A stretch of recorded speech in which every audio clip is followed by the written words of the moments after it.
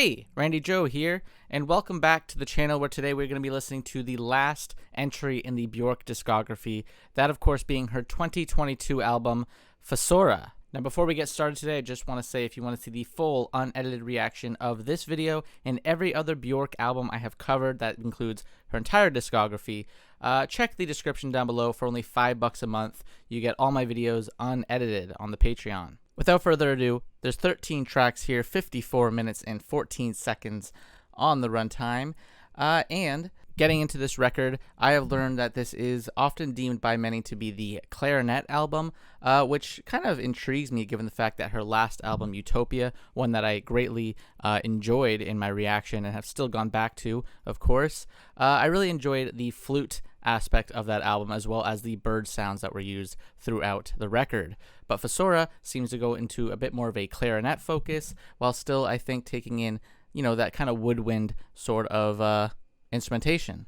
And reading into it as well, I have learned that this record seems to deal with mainly themes of Björk's family and her family life and just being back home in Iceland, from what I gather. Specifically, some of these tracks tributing the loss of her mother in 2018. But finally, let's get into it. Let's start the last Björk album. I'm sure she's got another one on the way from what I gather, but this is the last of the current releases that we have so far. The first track here, Atopos, kicking it off. All right, let's get into it.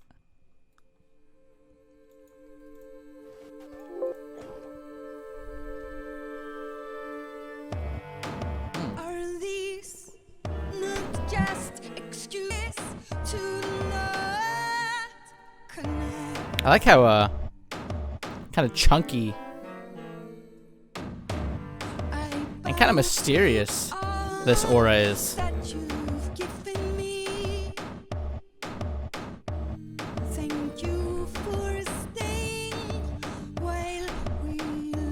Sounds like there's some deep sort of brassy instrumentation as well in the mix.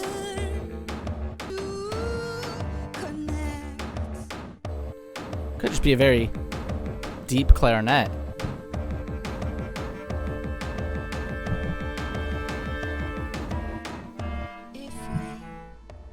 Oh yeah.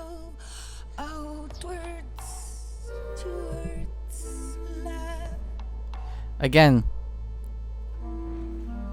love that from the beginning of her discography all the way to her most recent release here.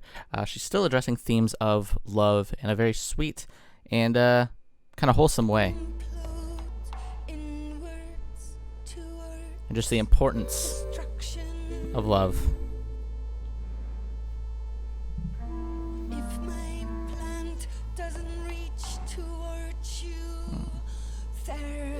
I'm expecting a lot of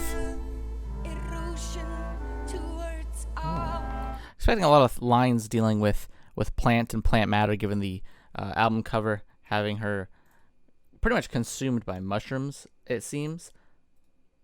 Another great theme that makes it very cohesive.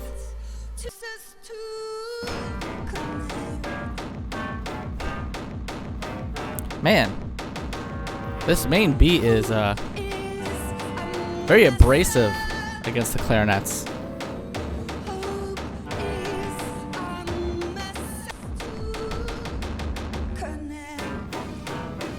Oh, that spiking, very abrupt synth, a very eerie track to opening things.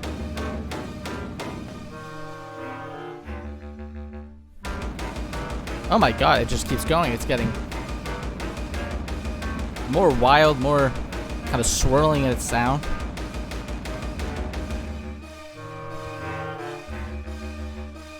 I like these clarinets as well. A great contrast.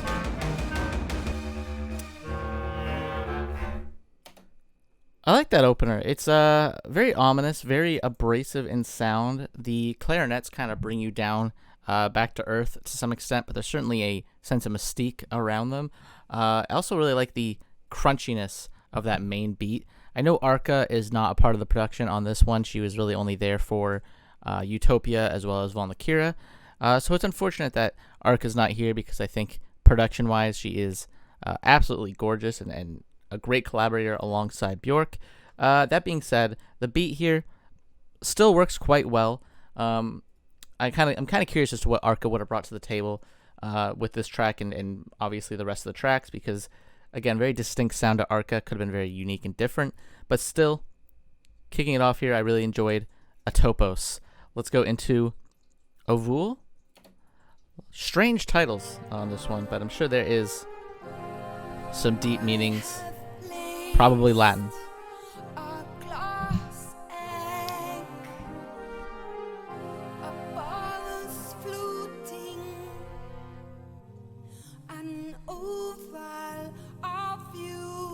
Ovule, okay.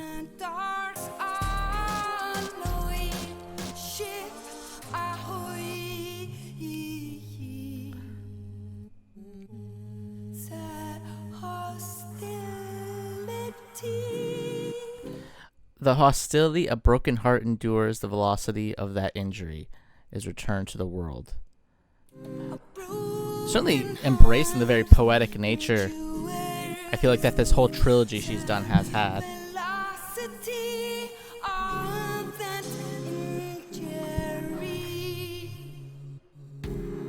I think a lot of the fallout of her and Matt Barney, from Volunteer onwards, kind of bleeds into every record. I really like just the little bit of lyricism that kind of continues that theme. Very personal. Very connected to the artist in a way.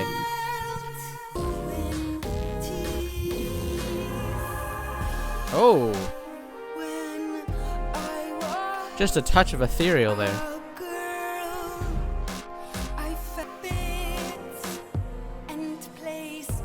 Oh! Kind of mirroring the lyrics here as we close out.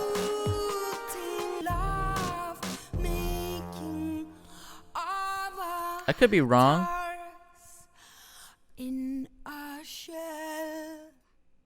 I could be wrong, but it seems like that track could be about her and maybe continuing the themes of Matt Barney and creating a child, bringing a child into this world despite maybe the troubles that they have faced, and maybe being thankful for it. I could be wrong, but given the whole egg theme that kind of opens and closes the track, that's what I'm personally gathering. But really enjoyed the track. I like the sparseness of this record as well. I would say there's a lot of clarinets, but everything doesn't come together in like a huge climactic kind of fashion at times. It's very sparse in the placements of these clarinets. Here's Mycelia, which I know has to do with mushrooms, but I don't remember too much about what that means. I just know it's connected to mushrooms, which makes sense with the cover. No lyrics on this one. Instrumental only.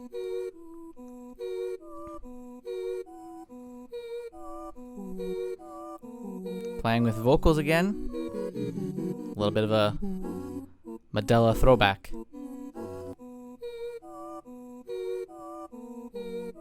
I don't know why, but it reminds me of...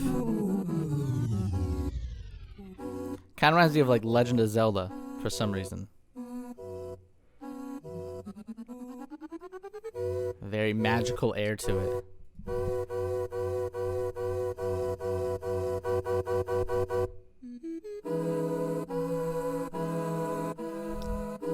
But I do kind of enjoy this atmosphere quite a bit.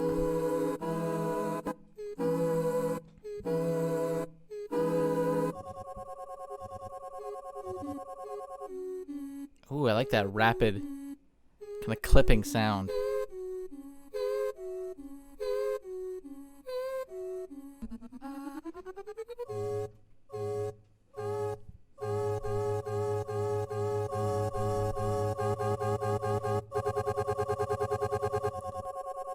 Ooh, love the glitchy element of that one too. Really enjoy when Björk kind of embraces the glitch sound. Definitely felt like in some ways, a continuation of ideas from Medela, which, like I said before, I like how much she kind of revisits a lot of the ideas from her earlier LPs in her later LPs. Really kind of shows her growth as she approaches them with a bit more of a fresh idea, fresh take. And even though I wasn't a huge fan of Medela, which I'll address once we get to the tier list ranking video for Björk, I like the way it was kind of brought back into the fold here. Here's Sorrowful Soil. Into sorrowful Love these themes of nature, both Utopia and on here. This one much more earthy.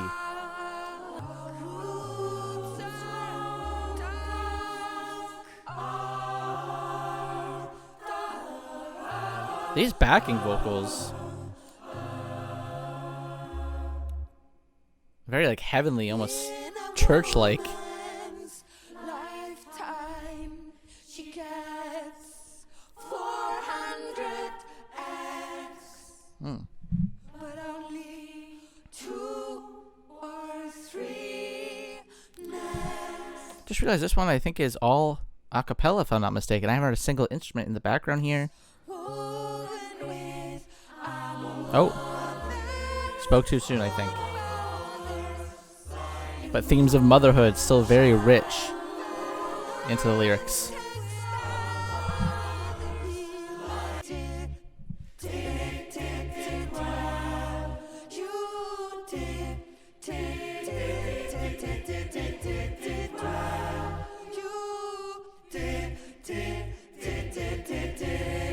Again, I think a tribute to her mom. From what I gather, this is a tribute to her lost mother, of course, who she lost in 2018. Again, kind of implying that despite, the fact that everyone makes mistakes, perhaps at times her mom made mistakes, she still did well in the end, still gave her a life that was bountiful and worth having. A nice touching tribute. Let's get into the next track here, which is the 7-minute track, I would imagine the opus of the album here, Ancestress, with Sindri Eldon. If I'm not mistaken, I believe this is her son. Yeah, her son Sindri is on this one. And here we go.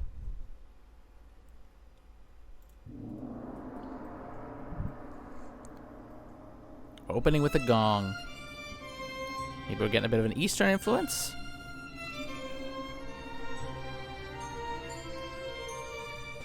It would seem so already with these gorgeous strings. Was a girl, she sang for me in falsetto.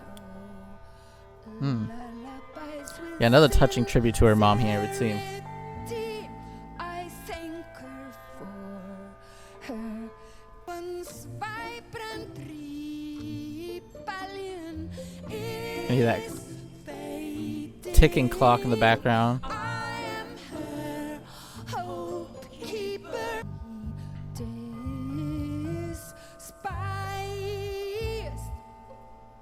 placed a pacemaker. Oh. Really chronicling the final moments. When you're out of time, we hurt you. Was it just not living? I like this one kind of like chronicling her life and kind of looking back at the difference she made as a mother, from what I'm gathering here. She had idiosyncratic signs of rhythm, dyslexia, the ultimate free fall. Kind of like embracing She invents this disability in a way. and adds syllables. Treating it as a gift. Writing language, all her own. Love these strings on this track as well. That's given. Holding that note. The machine of Love how multi-structured this track is too. It feels like different, almost movements and phases. I think this is the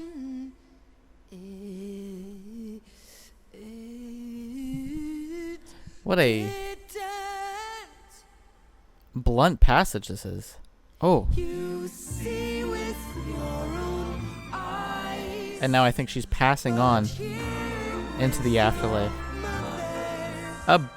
Hold on. This is a brutal passage. Very blunt. Very well done. Tastefully done. I love the silence too after the then it didn't, really taking in kind of the brutal nature of this passing.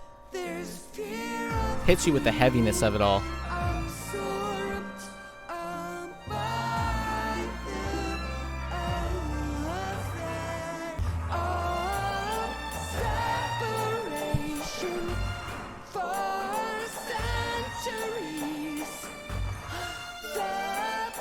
Can you hear her son in the background? Very subtle.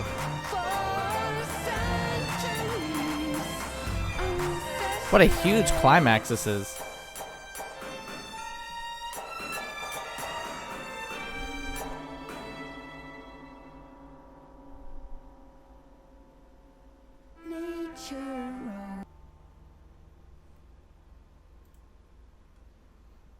A very sweet, powerful, touching track. Probably my favorite. I would actually go ahead and say that's my favorite track so far in the LP. I feel like it is very well done, very tastefully done. A nice touching tribute to her mother.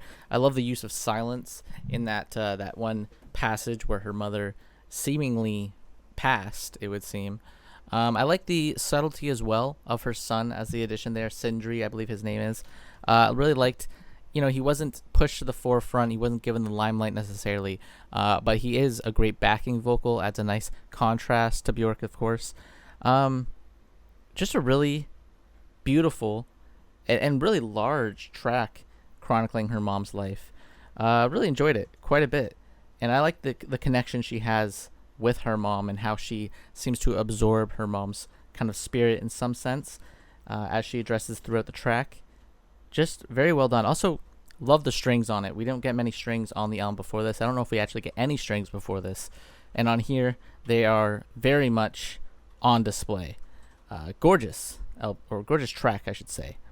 Let's go into the next one here. I'm not even going to try to pronounce that one. We're going to go track 6, 44 seconds. Just a quick one.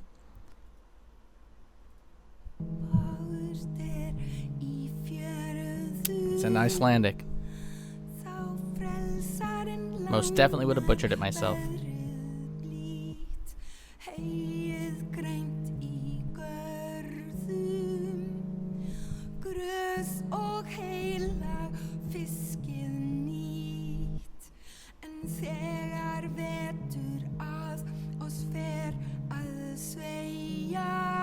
Just like this piano, some sort of note.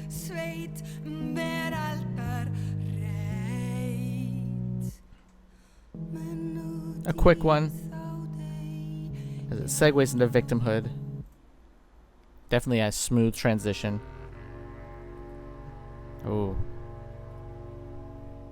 our clarinets, they're back. Oh, I like this percussion.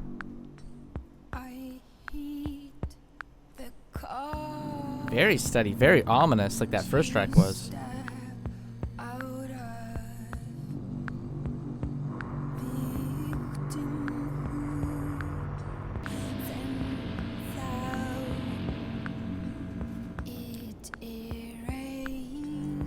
God, this is a very just disturbed and palpable atmosphere.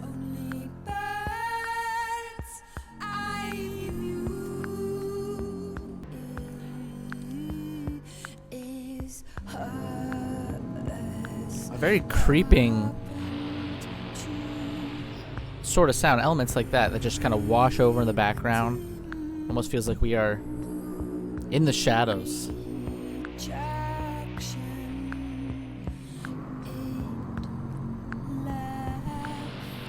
Curious what this is about.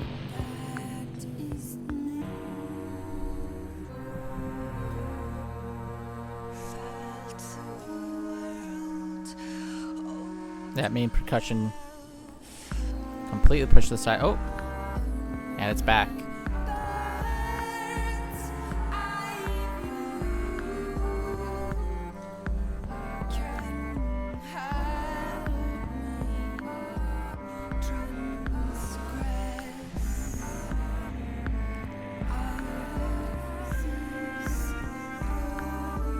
It certainly has a tragedy or a tragic element to it. This character, assuming it's a character or Björk herself, certainly a victim of what, I'm not sure, but certainly it's left her in, a hole, given the lyric here. Put her in a state of depression from what I'm gathering.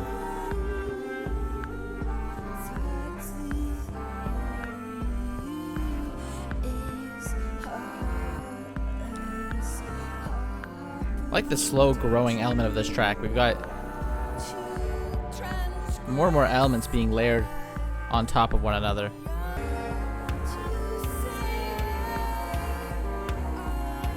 Getting a lot more violent as we reach the second half here.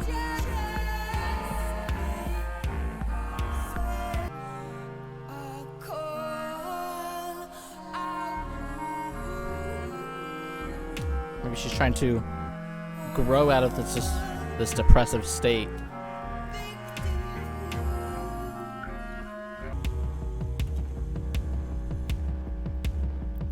Oh, okay. Focusing on this pummeling beat here.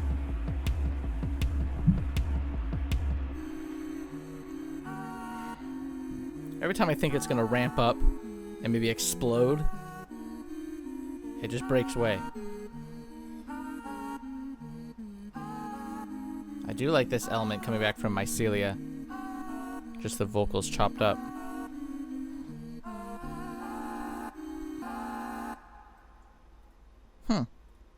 A solid track. I will say I thought it was going to have a much larger finale. I thought it was all going to come together in a much greater fashion. And it kind of just teeters off. I was a little disappointed with the ending, if I'm being honest with you. I did like that, cut up vocal delivery at the end, but I expected a full, massive sort of instrumentation closeout.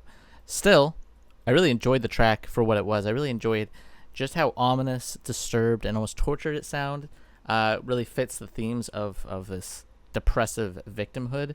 It's very sad and dark, which is something that I think Björk does pretty well, but doesn't do it too often. I find most of her music is actually pretty optimistic in tone, pretty uplifting.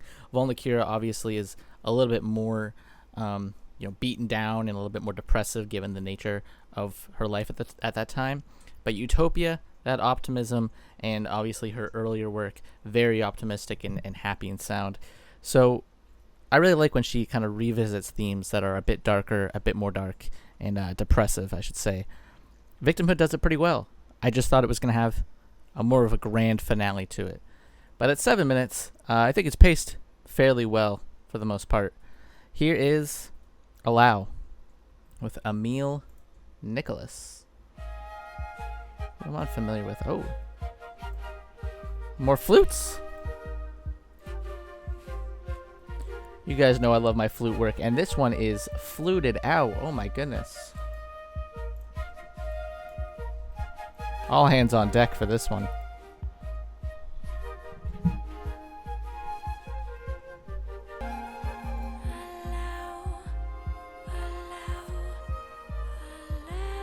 Oh.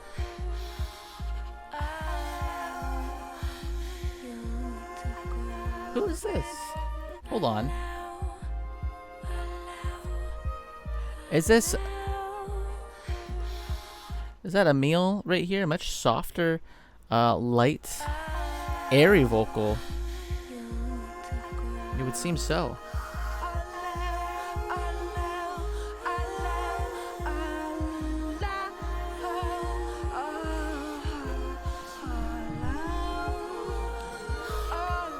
Certainly complements both Björk and those flutes well with how airy she is.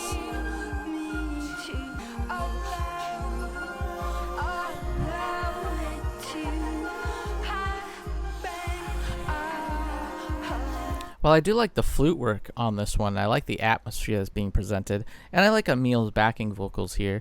Very airy, like I was saying. This track isn't really grasping me that much. I think with the music itself and I would say the lyricism as well. Nothing here is too strong, I would say, to really pull me in. Could just be a personal thing. It's just not connecting. maybe I feel like there's too much going on, if that makes sense, and it's not as cohesive as one would expect.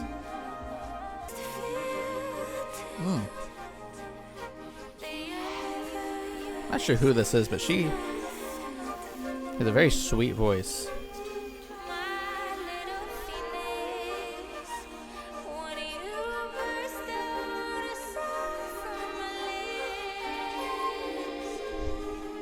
A very ethereal, heavenly ending. It's like an angel was singing to us there. Somehow even more angelic than Björk, I would argue.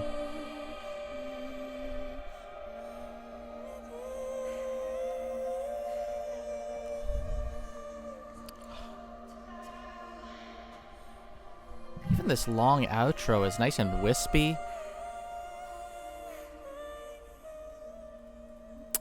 And I love that. Her vocals are fantastic.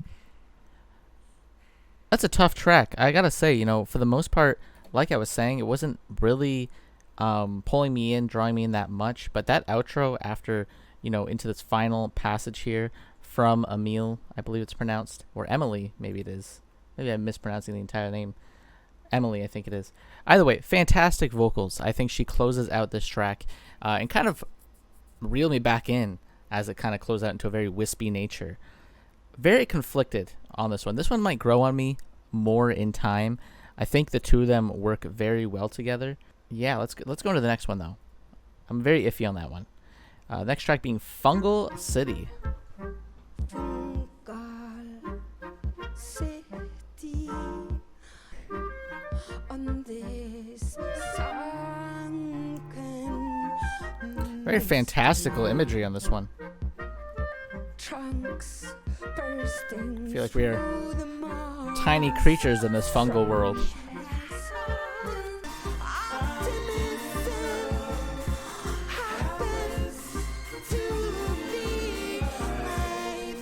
Like the serpent with feet backing vocal, fantastic, but also lyrically here, speaking of his capacity for love and the vibrant optimism.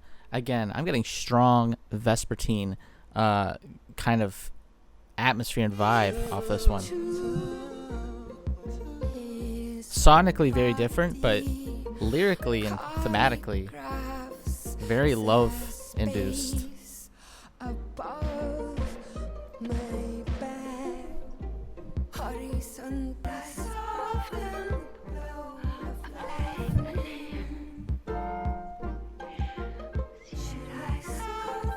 Love the very whimsical plucking on this one too. This track is very cute.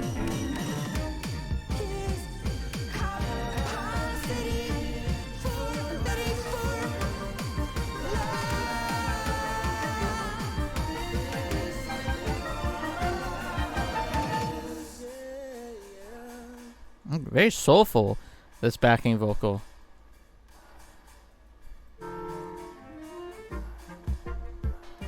This vitality repolarizes me. Love how playful North, south, that main instrumentation is. shifts to east, west.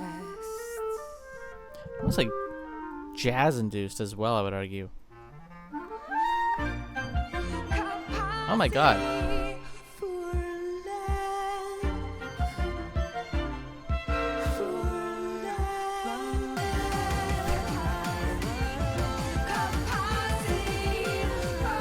Really just swirling here.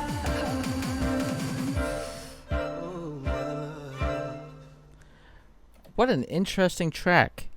Backing vocal was pretty soulful, pretty sweet.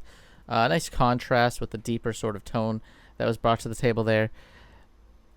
Also just love the very whimsical nature of this track. I would argue, though, the worst thing about this track is the that main kind of pounding beat. I actually think really offsets things with the track to a degree that's a bit too jarring.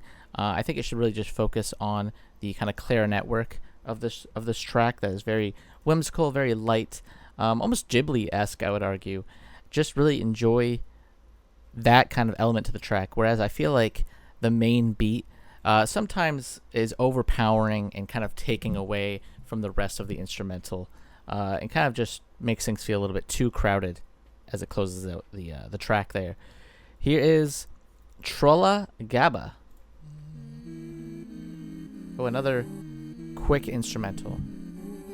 Another vocal instrumental, similar to Mycelia.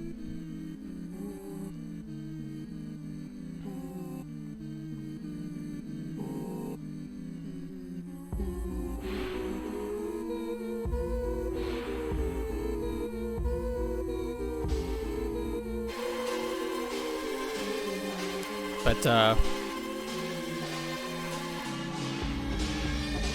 like some sort of horror track here.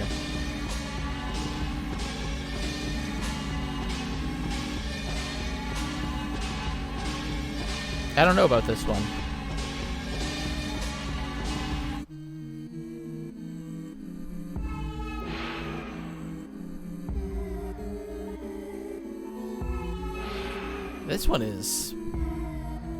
This might be the most disturbed track she's done. No lyrics, just pure terror. Like, what the heck is that? A baby crying or something?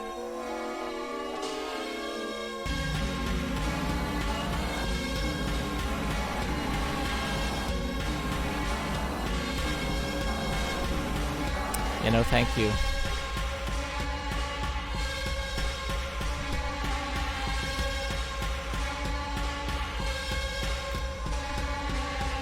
No.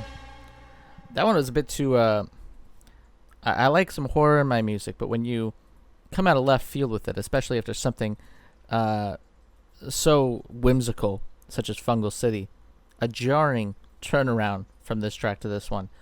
Tonally, this album is very confusing to me. I think it's a little bit messy. I don't think I like the earthy kind of atmosphere that a lot of this record has, and that's really the main thing I think that kind of keeps it all together. But sonically, I feel like at times it is at very differing kind of ends and atmosphere. But let's go into Freefall. Continuing on. Freefall. I let myself free fall into your arms, into the shape of the love we created. Again, another sweet track here, maybe another callback to her and her marriage. This one may be another callback to Vulnicura, the track that detailed sharing art with a loved one. Very wholesome.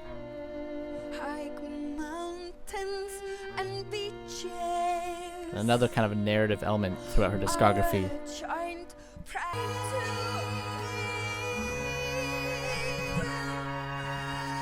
Oh.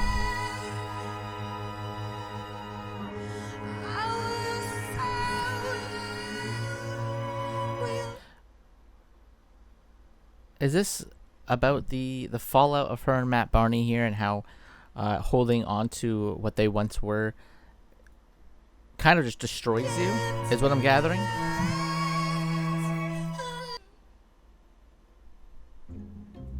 Oh. Our solar systems coalesce. Building into something more here. Really love the violins from that first half, though.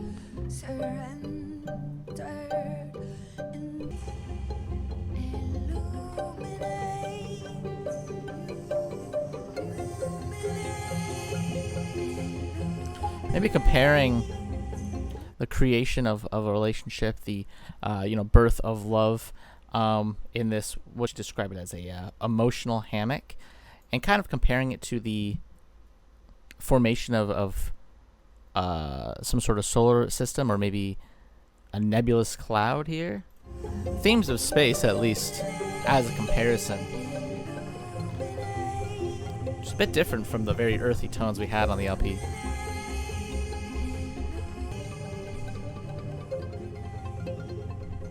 Really enjoy this rapid plucking, and I like that track. Overall, definitely enjoyed the atmosphere of this one here. Again, it's a bit more subtle. It didn't have that main sort of crunchy beat that I feel like oftentimes can overthrow a mix. I think her best tracks on here really are the ones where the main sort of beat is kind of not really there, or at least very subtle in its delivery. Because at times, like I was saying in that other track, it really does overblow the rest of the mix.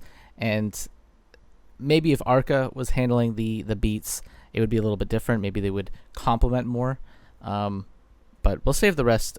I'll save the rest of what I have to say about that for the end of this album. Let's continue into the next track here. Fossora, the title track.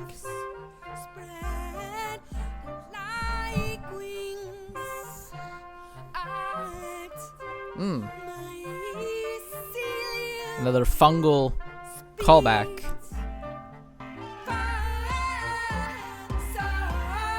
Oh, see, this is the Björk I feel like we've come to know vocally. Very otherworldly, angelic vocal delivery there.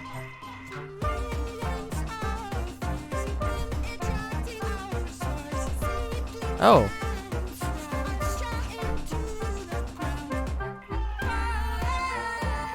Comparing human life, I think, to spores, to a growing mushroom overtaking everything. Okay. Again, this main beat. Not sure if it works or not. I'm curious. It's better when it's not as abrupt, you know?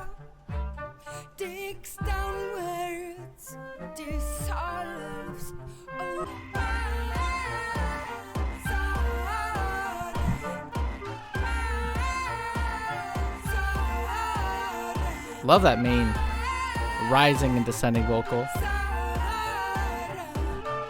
And then that one kind of mirrors it by descending and ascending. Oh, is that an oboe?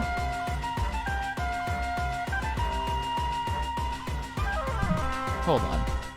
Like, okay, I'm sorry. But this clarinet, I believe it is in the background there, sounds gorgeous. It starts to do its own thing. It starts to almost kind of solo out in a way. But then you have this main beat that, truthfully, again, I feel like is a little bit obnoxious and kind of overthrows the actual beauty of the track. Like here.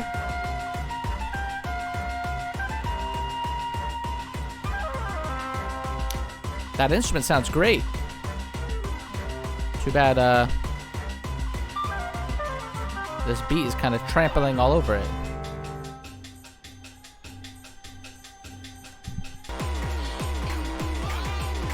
See, I don't mind it here, because here it's all coming together. Here it's natural in its progression.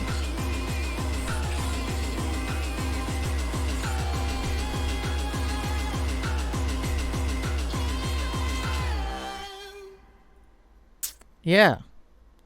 Again, very mixed on the track overall. As this album progresses, I feel like my main issue, like I've been saying the last couple tracks, is just the beats that kind of overthrow just the very beautiful, natural kind of woodwind, vocal deliveries as well that are often overthrown by a very repetitive, crunchy, overblown beat that at times is just a little too much. Let's go into the final track here, Her Mother's House, with her daughter, of course. I don't want to butcher it here. Isadora? I don't know. I apologize. I'm not Icelandic, but I'm sure the name sounds a lot more beautiful than someone like me trying to butcher it. In your voice. Ooh. Show Is she the backing vocal, I wonder? Of your compassion.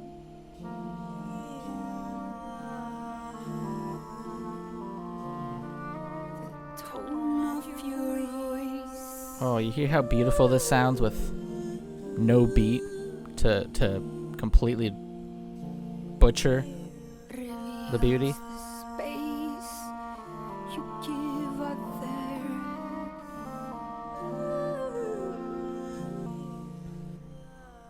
A dry voice. This one has a lot more emotion and depth in it vocally. A stingy heart.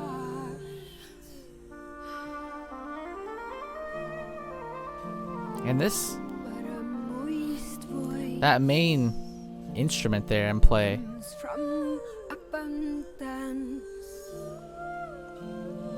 just very, The more I very tranquil and peaceful.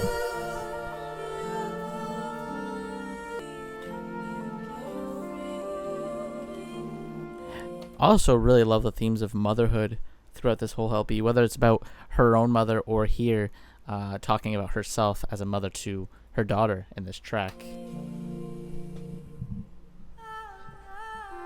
Another strong, cohesive element to the LP.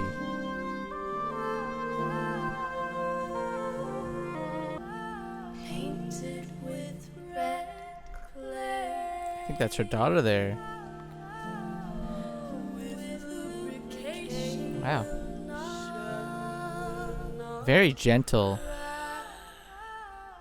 And you can definitely hear her own mother's sort of inflection.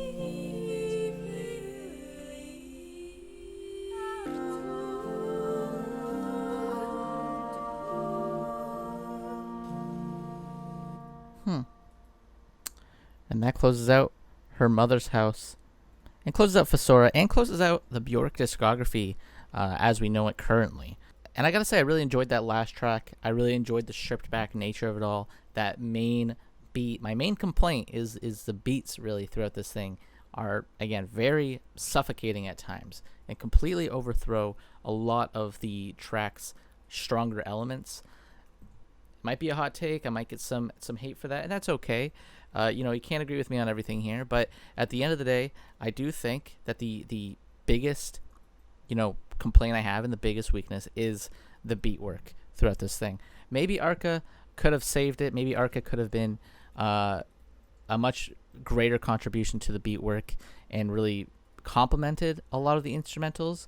But unfortunately here, I do think Björk doesn't stick the landing with the beats. But let's push that aside, and I'll say, all in all, aside from that main issue I have, I really enjoy this LP. I enjoy the main theme of motherhood throughout, whether it's the touching tribute to her own mom or to her children as a mother. Very sweet, very beautiful, a great, relatable kind of theme that I feel like a lot of people can relate to, both mothers and kids alike. And, instrumentally, I love the clarinet work. I love the flute work on some of these tracks, especially Allow. I really enjoyed. I love flutes, and I like the flute work on that, and I love the ending of that track especially. And even though I thought that one was a little bit messy and convoluted at times, I really liked Emily's vocal addition, especially in the back half of the track. Victimhood, I thought, was a really solid and dark and disturbed track as well. Ancestress, probably the most beautiful track here, arguably. Really touching tribute to her mother in the final moments of her life. Very hard hitting emotionally, especially in the towards the end of the track. And great, subtle addition of the vocals from her son, Sindri. Fantastic. I would think that track is maybe the peak of the record. And I also liked Fungal City's sort of atmosphere and really just world building, I would argue, in that one. But all in all, this is a solid record. It's not going to be, I would say, my favorite Björk record, but I do think it will grow on me a lot more than a lot of the other Björk records have. More so the records that I wasn't a fan of at the time. Those ones, as much as I have gone back to some of them, some of her records, which again I'll address in the tier list video, No matter how many times I tried, I might not have gotten the genius that might be there that others maybe see the appeal in. But for me, Fossora definitely is one that I think will grow on me. It's not as instant for me as Utopia was. I think Utopia's massive sort of sound and appeal is better executed than Fossora. Also, it felt like it was a more cohesive and singular record, whereas Fossora, at times, I would say atmospherically and tonally, could be really all over the place, whether sometimes it was super dark and depressive, or at other times it had a very optimistic air to it. It really did feel like it kind of stretched out into some different directions that didn't necessarily, I would say, benefit it. But that's it for today's video. If you liked the video, please hit like and subscribe, and check out the Patreon if you'd like to see all the Björk videos, including this one and every other album in her discography unedited for $5 a month. It's down in the description. And then pretty soon we'll do a Björk best to worst tier list, where I'll go through her discography from debut all the way to the end, and I'll tier it out and also rank them as they're being tiered out and tell you which records I think are her best and which one I think would be among her weakest. But as always, my name is Randy Joe. I appreciate you watching, and I'm signing off.